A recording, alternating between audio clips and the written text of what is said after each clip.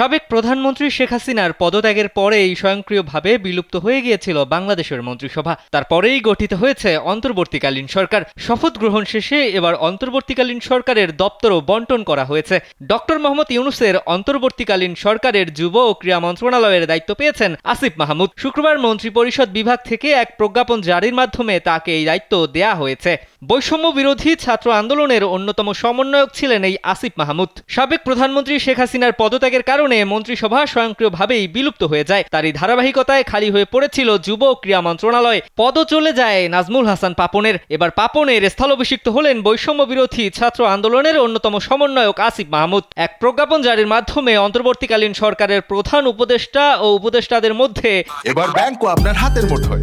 Balance transfer, mobile recharge, bill pay থেকে শুরু করে যা চান সব হবে এক মুহূর্তে। NRBC planet. বিভিন্ন দপ্তর বণ্টন করা হয়েছে। এর আগে ৮ আগস্ট শপথ নিয়েছেন অন্তর্বর্তীকালীন সরকারের প্রধান ডক্টর মোহাম্মদ ইউনূস সহ অন্য ১৩ জন উপদেষ্টা। তবে ঢাকার বাইরে থাকায় সেদিন ৩ জন উপদেষ্টা হিসেবে শপথ নিতে পারেননি।